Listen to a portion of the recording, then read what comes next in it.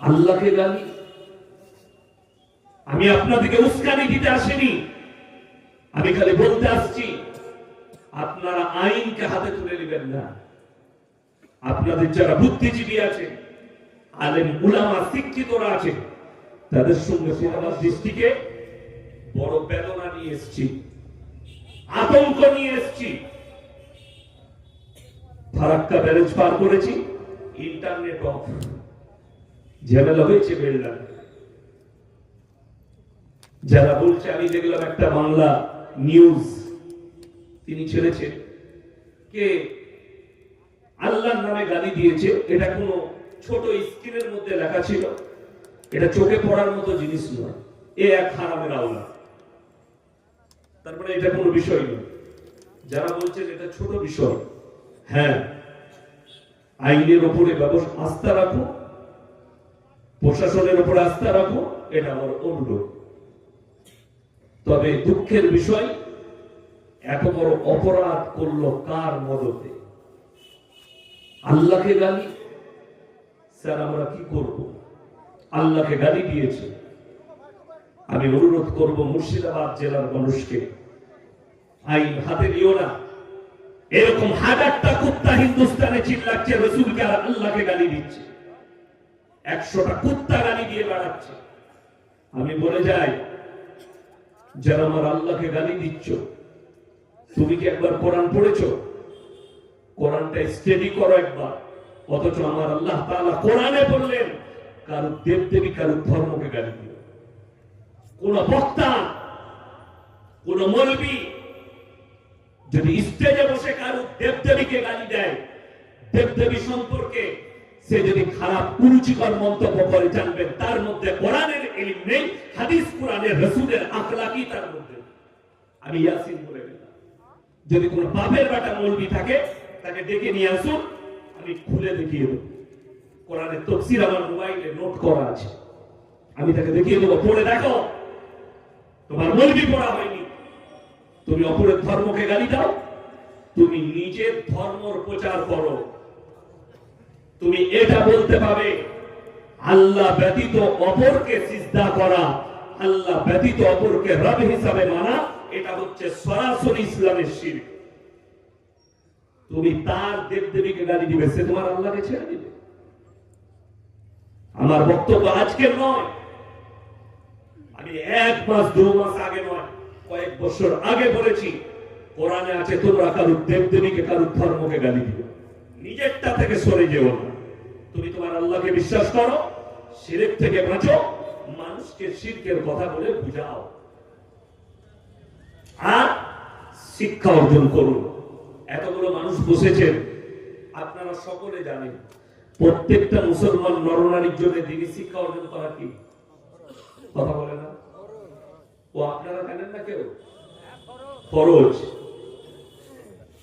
এই থানাটা হরিহরপাড়া থানা, নামতলা, নোয়াদা থানা।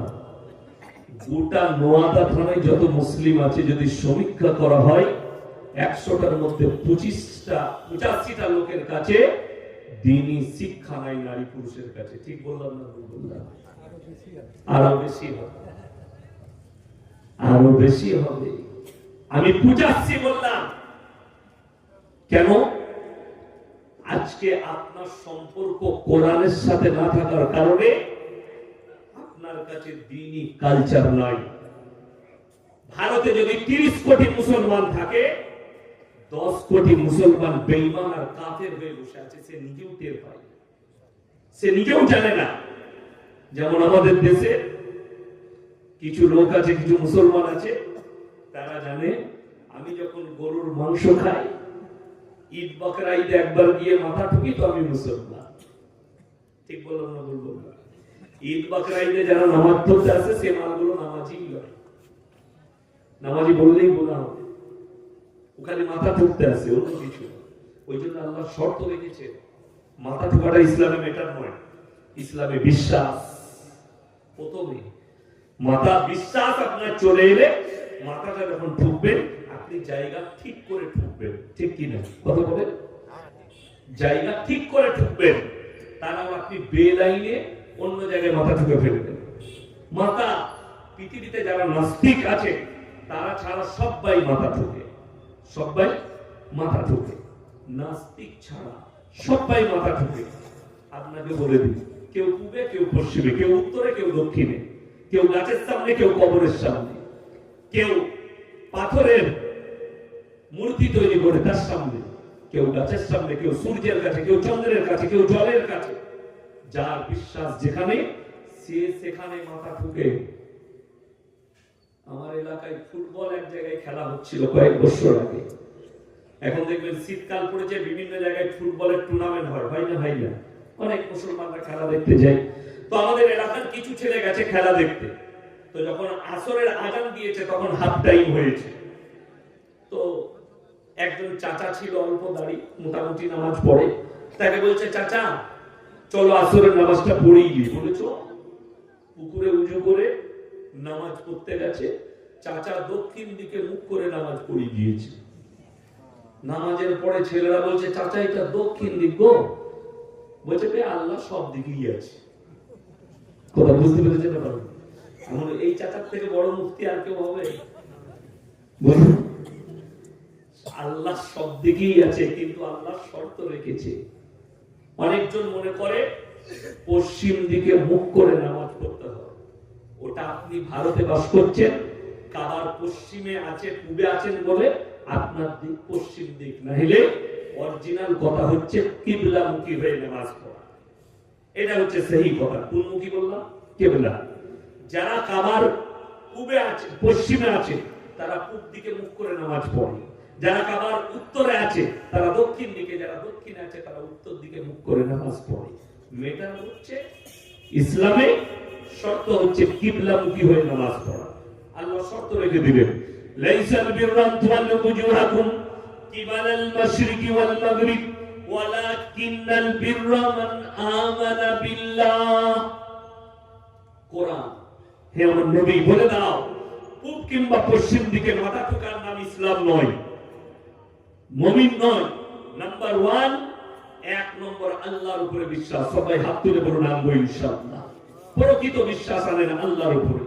1 নম্বর, ওয়াল ইয়াউমিল আখির, আমার পরকালের প্রতি, ওয়াল মালাইকাতি, আমার ফেরেশতাদের প্রতি, ওয়াল কিতাবি, আমার আসমানি কিতাবের প্রতি, ওয়াল নবিয়্যিন, আর যতগুলো নবী পয়গম্বর পাঠিয়েছে এদের উপরে বিশ্বাস।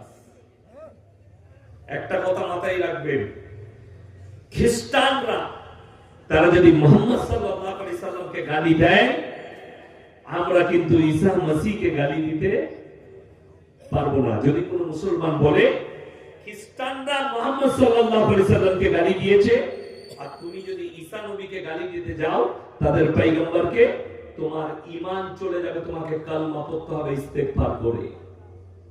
আমরা গালি দিতে পারবো না, তারা দিতে পারবে। কেন? তারা আহলে কিতাব থেকে বেরিয়ে গেছে, ইসলাম থেকে খারিজ, তারা আল্লাহর কাছ থেকে, আল্লাহর রহমত থেকে তারা বঞ্চিত, যেহেতু তারা ইসলামের ছায়া তলে নেই।